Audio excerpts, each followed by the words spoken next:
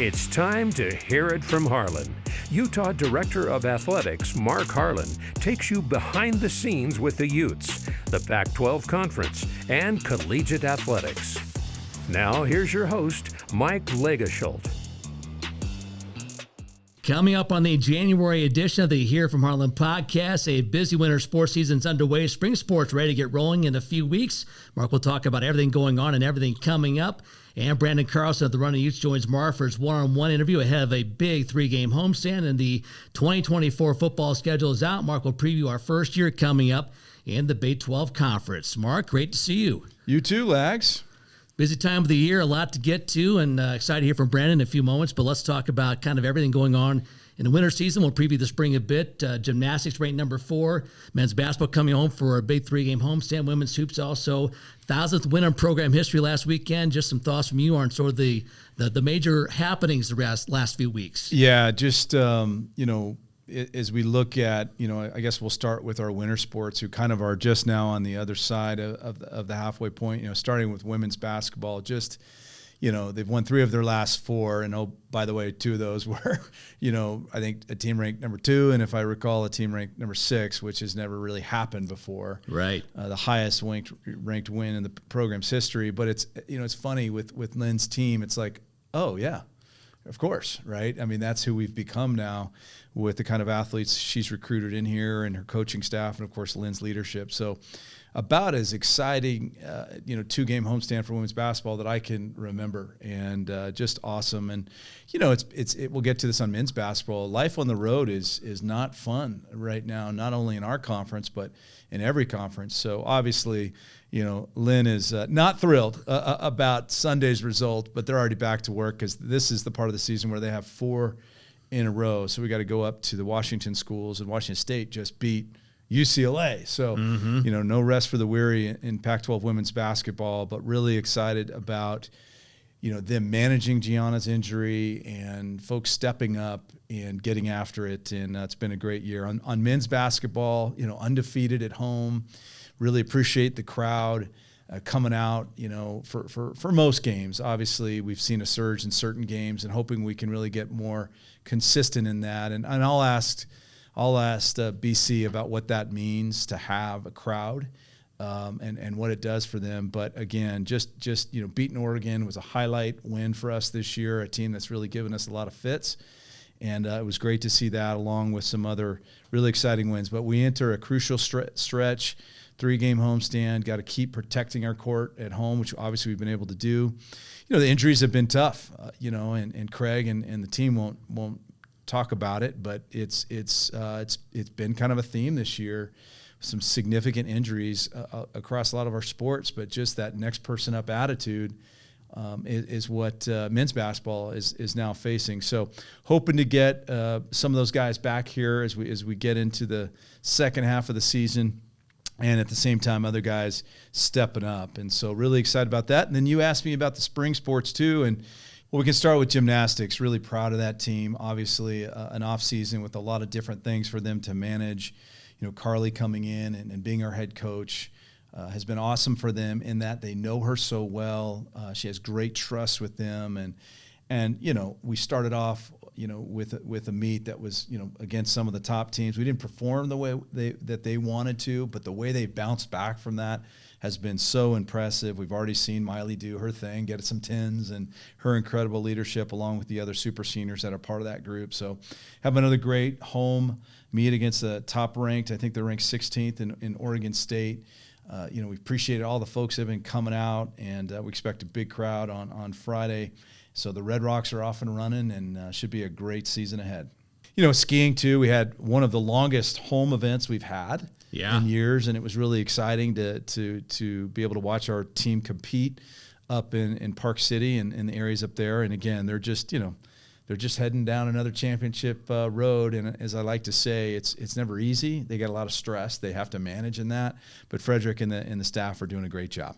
new venue for skiing at the Utah Olympic Park, and Spence Eccles involved in that with us. And it could be fun to watch this team win its 5th straight national championship for skiing here in about 6 weeks. Yeah, as Spence says, you got to make sure you're undefeated on my mountain. And I said, let's make that happen, sir. But incredible facility and just a great start for the skiing program. Before we go to spring sports, I mean, men's basketball, 11-0 at home, Mark, that's not an accident. I mean, we watch this team, and there's been injuries, but they feed off the crowd tremendously. We've seen this team, BYU at home, Oregon at home. It's been a different group, and let's get the fans out these next 3 games, huh? Right, and I understand some of the frustration out there about how can a team look one way and look another. And I'll just say, again, more than any sport, a crowd that is maniacal, that can affect free throws and give the guys energy and is just critical. And so when we're at home, we're feeling that this year more than any year that I've been here.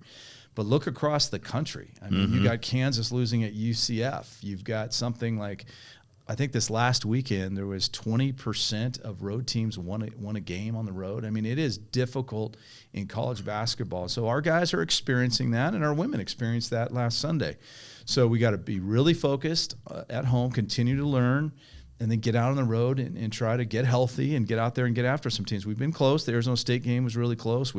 Washington State, we had it down to 2 with 8 to go. So we know we can do it. But in the meantime, let's focus on what's right in front of us, which are these home games.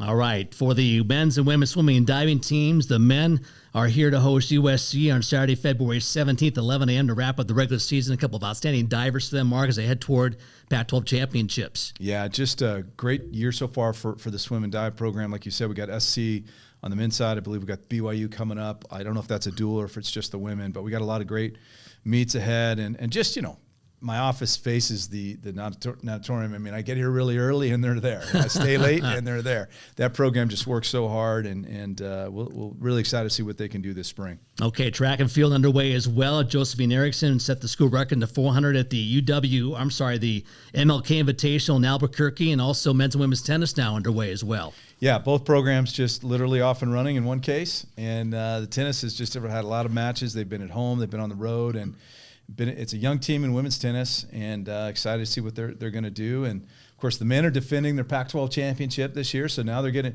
be somebody that people are going to gun at, and they're ready for it. All right, golf gets things underway in Hawaii, February 14th to 17th. And lacrosse, Mark, ready to get going. They will be at Ohio State Saturday, February 3rd. Their home opener coming up against Denver on Saturday, February 17th. That game, 1 o'clock at Rice Eccles. Yeah, kind of nice to start in Hawaii. Yeah. Huh?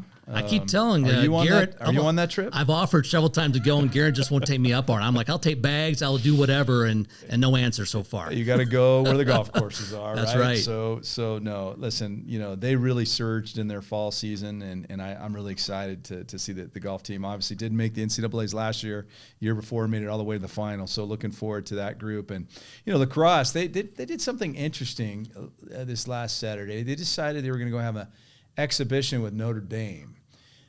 Notre Dame won the national championship last year, and so I haven't got a chance to talk to Coach about all the details, but I'm sure they can say that whatever's next they can handle because of that. And let's go play, Ohio State. So that's our group that leads the frequent flyer pack, and we're so proud of the lacrosse program. Obviously, made the NCAAs last year, and I'm sure they're going to have another terrific year. All right, our evening with Clint Hurdle for the Utah baseball team. So our annual first pitch event, if you will, comes up on Wednesday, February 7th at the Sheraton Hotel downtown, and both baseball and softball get going in mid-February. That's just around the corner.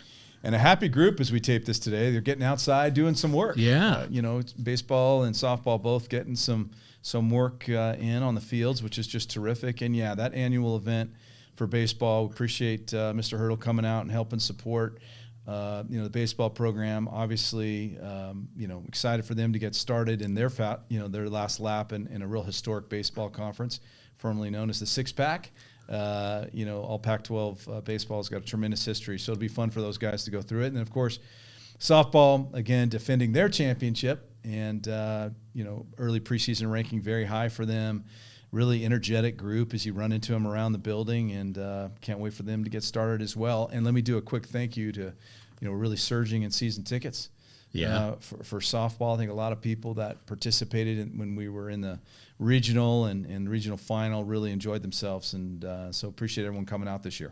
All right, busy time of the year with winter sports in full swing. Spring sports just around the corner. We'll talk about the 2024 football schedule in our last segment, but coming up next, Branden Carlson, men's basketball, joins Mark for his one-on-one. That's when we continue next with the Hear It From Harlan podcast. For tickets, apparel, team schedules, and more on the Utes, visit UtahUtes.com, the official website of Utah Athletics. Like I always tell Lags, it's always fun talking to him, but the best part of this whole deal is when we have one of our awesome student athletes come by for a visit to get caught up. And we're blessed today to have Branden Carlson from our men's basketball team here to give us a little insight on his journey here at Utah, give us a little update on the season, and just kind of chat through some things. So, BC, good morning. Morning. Good to see you as always. You know, I don't want to embarrass you, but forgive me for 1 second, because you're looking at these stats as I was this morning. Some of these I knew, some of these I didn't. But let's talk about this. When any stat leads only player in the Pac-12, you know we got a shot to have something special here. So let me read this. Only player in the Pac-12 to have at least 1,500 points. You're up to actually over 1,600 now. 700 rebounds, 735. 200 blocks, 216. And 100 assists. Actually, you're already creeping toward 200. You're over 150.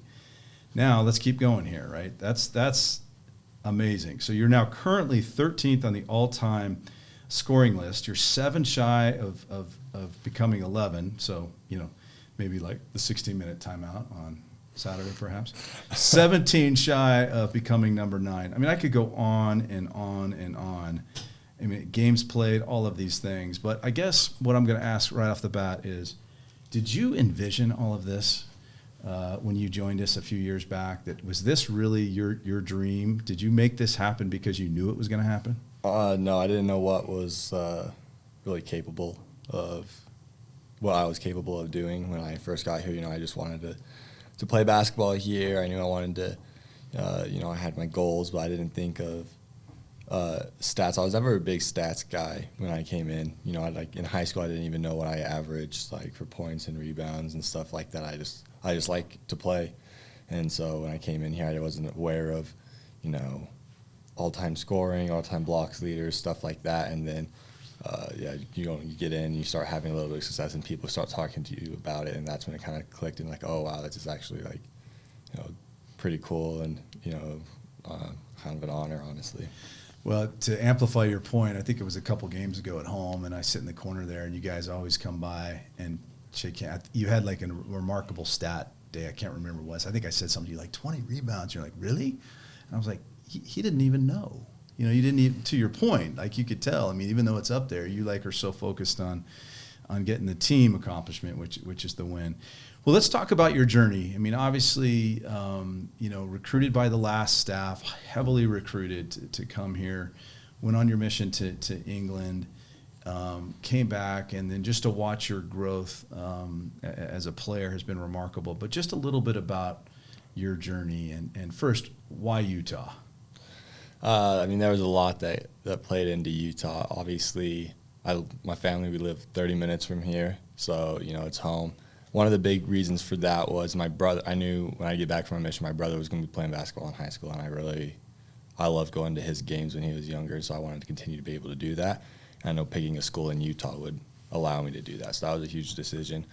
At the time, it was Coach K and that staff really believed in me, and I really believed in them. And, I thought they had a good vision for me. And then, obviously, a lot of people know this. I grew up a BYU fan, and BYU was my dream school. And then, get offered, and you go through the whole recruiting process, and things just feel, different, and you see different side of things, and you just kind of get a feeling for it. And Utah just always felt more like the right fit for me through it all. And, with the coaching, with the history of the program, with the success they've had. And so I thought that was just, played a huge part in it. And I think, just the biggest part was, it's the idea of being just kind of a hometown kid. That's right. Well, and it's I think it's great to always have open minds in recruiting, right? I mean, people have their schools they grew up with, and doesn't take anything away from it. But when it's time to go through those decisions, and you put yourself in an incredible position to have choices, and of course, we're glad that you came. I mean, I think it's interesting, and I love talking to our student athletes who've come back from mission. Burton Covey and I had a lot of conversations about that. You know, you go to England, you come back. How long did it take you to just get back to being, you know, what you wanted to be as a basketball player? Still working on that, honestly. Every day, you know. But no, when I came back, it was, I'd say it took about like all of the summer and then half of the season when we were playing to finally feel a little bit more comfortable with doing things. It's just, you know, coming back, getting in shape was, you know, months of a grind until your legs weren't just dead after every practice and feel like you just had to sit down for hours and your lungs were on fire anymore. But then just for the comfortability and the confidence of being out on the court again, you know, that's that's something you just develop still. Like I said, like even now you still got to work on being confident in certain situations and everything. But coming back, really just having that confidence, like, okay, I do belong out here, you know, probably was honestly, like, you know, halfway through the season of freshman year. That's real common. You know, Cubby talked about the same thing, like just getting back in. It took him way longer than he thought, but then there was that moment. He's like, okay, I think I'm back, and that seems to be a common refrain. So you really had an opportunity last year. You know, you had an unbelievable season. You know, you went through, I thought, it sounds like a really intellectual process of decision making if you were ready to take, I'm sure, the ultimate dream and get into the NBA. Give a little background to everyone listening, probably my parents, but everyone listening about that whole decision and how that kind of process went for you. Yeah, so I mean, when I decided after last season that I was going to enter the draft, it was with the intention of I'm going to stay. I'm going to go and try and play professional basketball. But in order for that to happen, just there's got to be certain things with my situation that will only make it better if I go into this draft, because I have a great situation here back at Utah with my wife going to law school for one more year here. I love the coaching staff, and they believe in me, and I think, you know, I have a good shot of, you know, making the NCAA tournament this year. And you know, there's a lot that played into it. And so when going into the draft, it was just, hey, I got to have the right fit of a team that wants me, and I feel like they would actually appreciate having me on that team, you know, the right kind of contract and stuff to be able to, because with what it was, you know, you only got one team here in Utah. So other than that, you could be doing long distance, because my wife was going to stay here for law school. So, you know, we'd be apart right now if I decided to stay, most likely.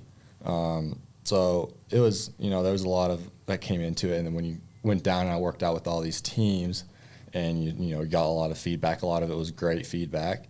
Some of them was like, no, you got some more to still work on. We love you, but we think you can even have a bigger step for next year. And excuse me.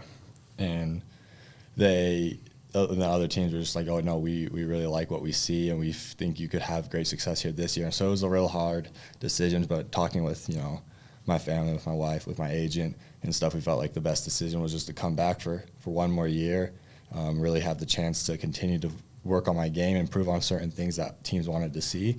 And then as well, you know, I get to, you know, be a part of a great program, still get to be with my wife, and, you know, so it was like it was a win-win coming back. Sounds like a lot of learning and a lot of good feedback, honest feedback, right? Mm-hmm. Which is what the NBA always stresses, the NCAA. We're going to be brutally honest, good and bad, and I think that's got to be really helpful.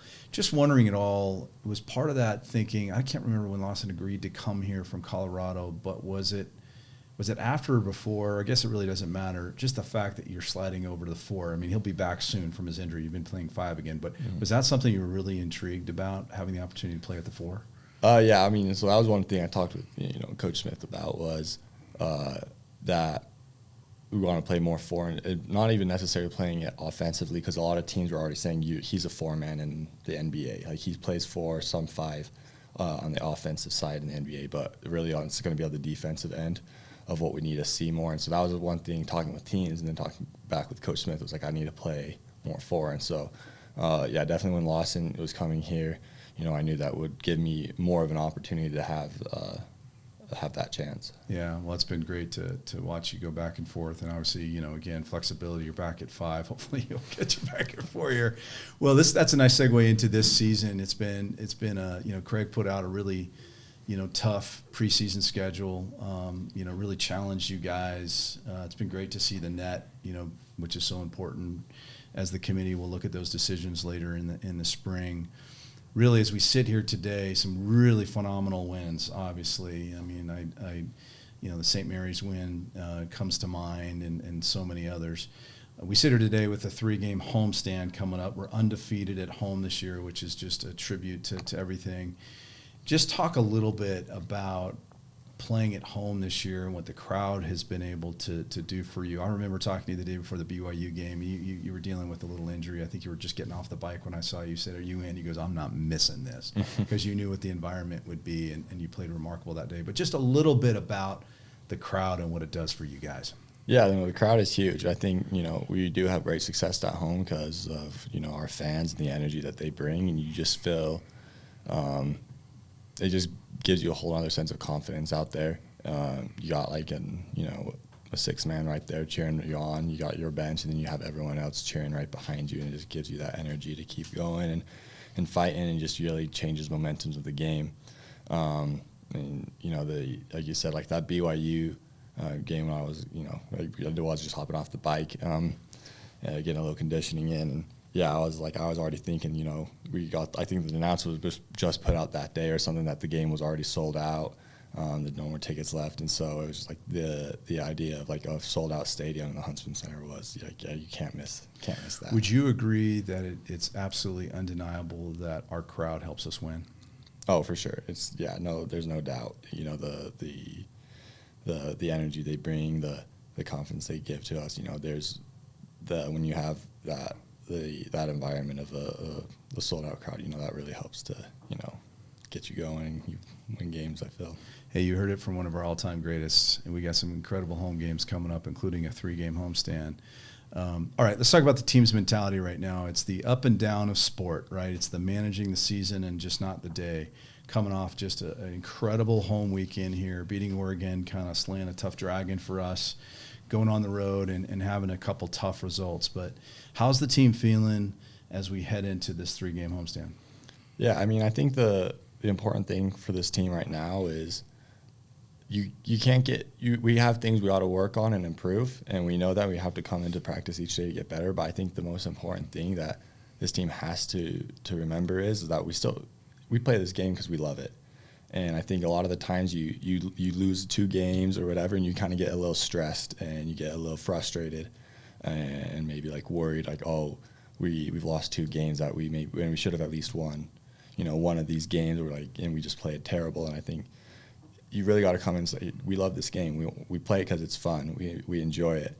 And you still got to come in with that mindset, because I think if you start worrying too much, that's when it's a slippery slope, and you're going to be concerned about the wrong things. And so you got to come out, you know, wanting to continue to improve and get better at the things that we need to get better at. But you just need to have fun with it at the same time and enjoy it. If you're not enjoying it, I think that leads to more problems. That's really, really well said.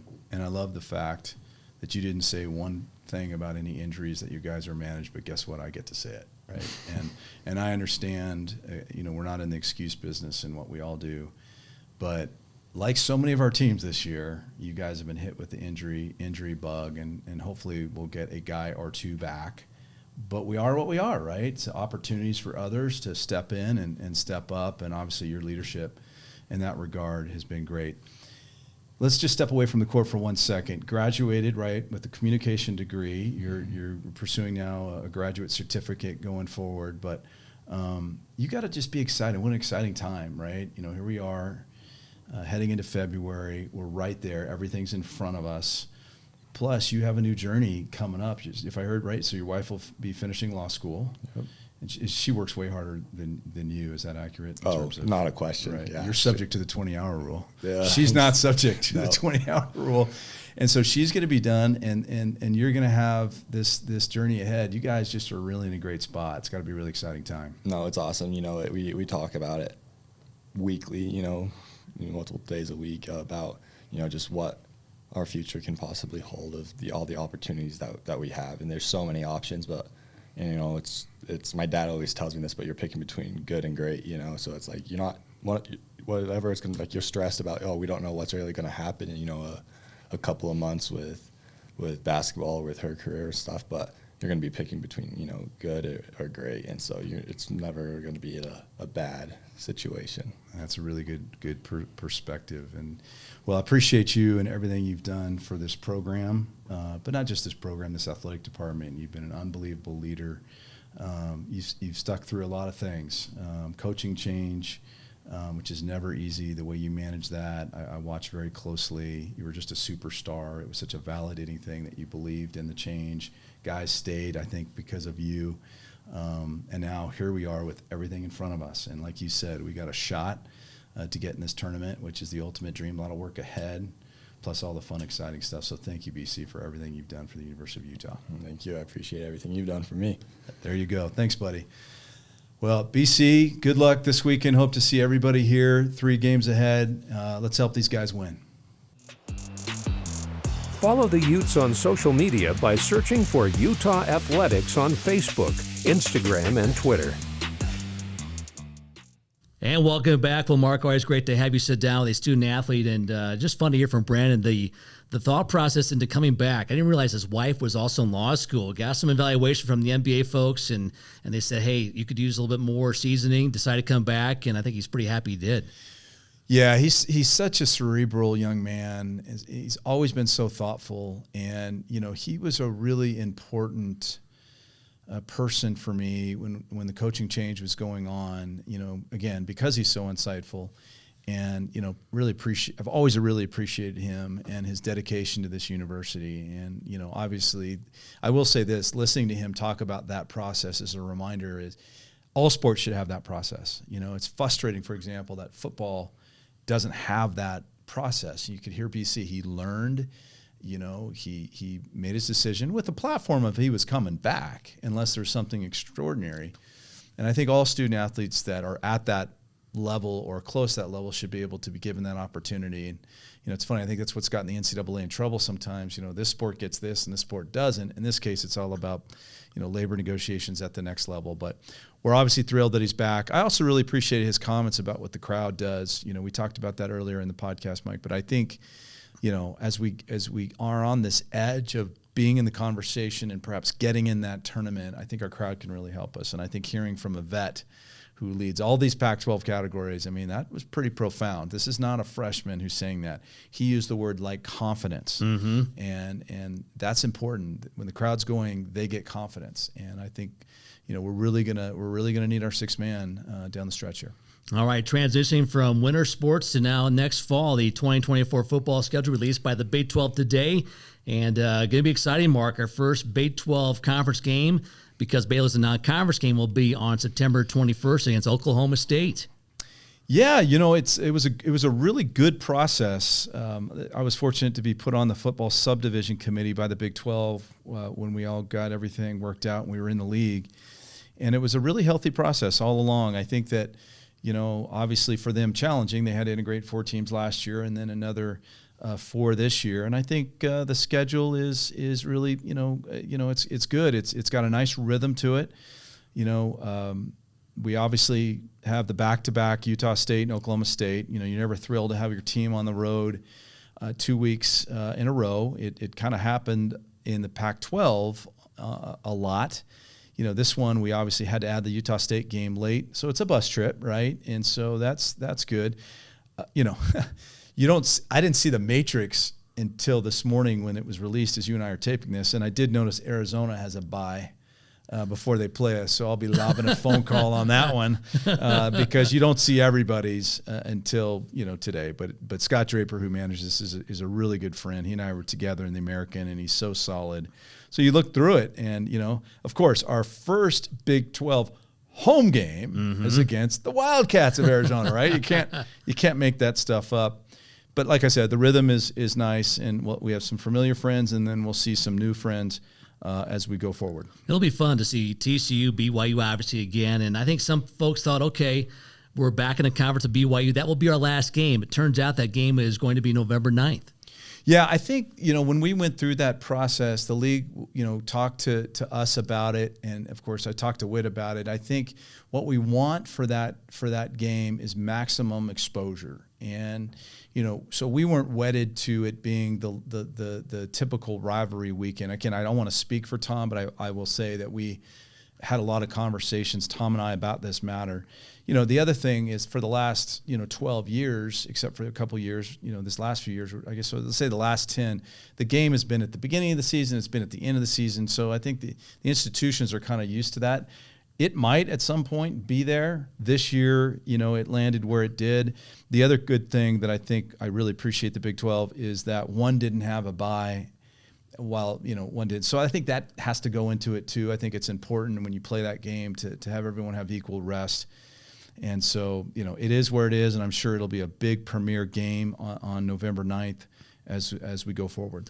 I think for fans, Mark, we're in the middle of the winter sports season, a lot going on, but I know for you and the staff, it's already time to focus on what happens next fall. The transition to the Big 12, any updates on where that is right now with your department? Yeah, we're cranking, right? I think I've said to you before, Mike, that we've been very cognizant of this historical year that we're in, and to compete and give everything we have in this final lap in the Pac-12. Well, now you've got a whole group of fall teams that are, they're taking that step into the Big 12. So, we've really, dove into all the scheduling. The football thing had to get done because it clogs up everything else. So now we're going to see a rollout of the rest of the fall sports, particularly volleyball. I had a great meeting with Beth this morning. She's anxious to take a look at it. It just makes it more real with everything that we're dealing with. And once we do that, then we'll have a better insight on travel and how that's going to work and the best places to get in and out of and all those logistics that are so important. I think the biggest thing that we're working on as I step back and really look at it is just the difference in how we're going to broadcast, the Utes going forward. And we may have talked about this before, but the big difference in this regard is that we will minimally be producing for the Big 12 now the broadcast that the Pac-12 network had previously done. Right. And so that has a lot of time and effort from staff. You got to have a studio, you got to have trucks, you got to think about talent. So that's all new for us. But it's funny, in talking to my friends up at Oregon and Washington, and also Cal and Stanford, they're faced the same thing. Mm-hmm. It's just in the Pac-12 we didn't have that. So that's some investments that we have to make in the transition, and we want to be really good at that. We when the Utes are playing, I want it to be a really good broadcast, but we have so many great people in the organization that have really attacked that. So we're excited about that going forward. But I would say that one is probably one of the bigger things. Besides all the coaches doing all the scouting and trying to get to know, what they're up against next year, I think those things are really taking a lot of the time. I think the best news for fans, Mark, is you can get the ESPN app anywhere. You can subscribe. You can be any state around the world. That you're not limited to what your package has on cable or satellite. So going forward, it'll be a lot easier to watch the Utah games. As you said, that's a big Are you undertaking. suggesting I'm not going to get any emails about distribution? Are you suggesting this, Mike? It's just send them to me if you do. How does that sound? Because I know there'll be a lot less, I think. No, you're absolutely right. Listen, Big 12 Now is available everywhere. Yeah. Big 12 Now is easy to get. We're the only soon-to-be Power 4 that is got Fox and ESPN in the stable. So we're either on Big 12 Now or we'll be on the version on Fox. And so folks that do send me those emails, it'll just be a simple reply, click here and you're in. You know? And we're excited about that. It'll be some great exposure for all our sports going forward. All right, another major topic this fall and summer, Mark, has been NIL, and the Crimson Collective has been really ramping up their efforts. We saw the SUVs and trucks now provided for men's and women's basketball, gymnastics. They've been very busy. Any updates on that front? Yeah, just continue to be so grateful for the Crimson Collective, the leadership, Matt Garf, John Garf, the whole group there, the board. They're just so innovative, and that's been great. Obviously, getting the capital, a part of this is so important to be able to invest in our students, but also being as creative as we can be. And certainly that's been a theme that John and Matt and I and my team have been constantly talking about.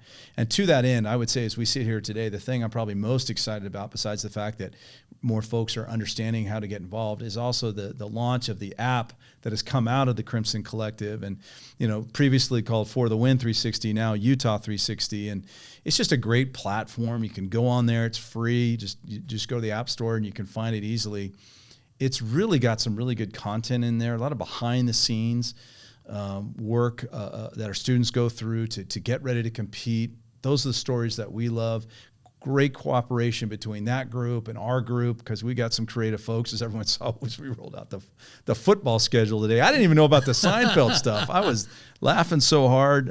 We just got some just amazing creative. How about our ski team? Yeah, doing all that stuff. I just love all that stuff. So we have a great rhythm of working with the Utah 360 folks. So really, it's a great time for people to get involved in everything that we're doing. But really, really proud. Listen, Mike, I always say this: NIL is constantly changing. We just got to continue to adapt, and we got to continue to make sure people understand this is a priority. We want people to join these efforts. We've got incredible student athletes that are doing so many great things, and investing in them is always going to be the key priority for us. All right, Mark, with everything going on, I know academics are still very, very important to you and the staff, and we just heard recently 60 student athletes were named to the Pac-12 Conference 2023 Fall Academic Honor Roll.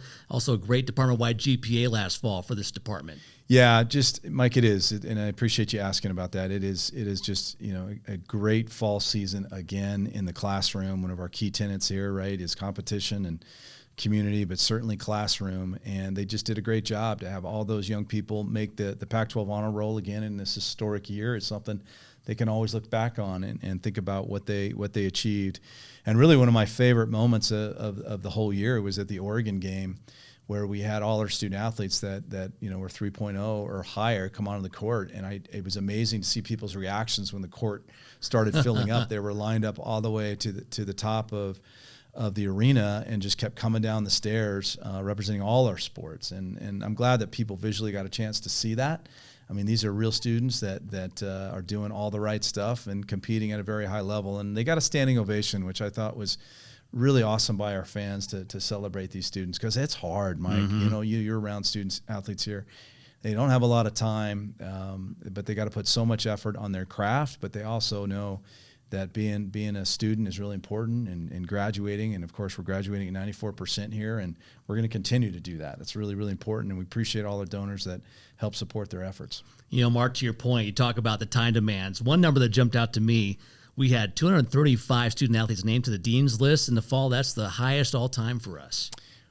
I was on the Dean's List, but it wasn't always the good Dean's List. Me either. I was, I had to go in there a few times. You the same way? Mm-hmm. No, that's right. When I'm around these student athletes, I'm like, wow, everything that you're accomplishing is so amazing. And we're just these constant records that the students are setting in the academic space has just been so gratifying. And again, appreciate everyone that supports them, including our academic staff and our coaches that just when they're in living rooms are asking the right kind of questions. We want great athletes.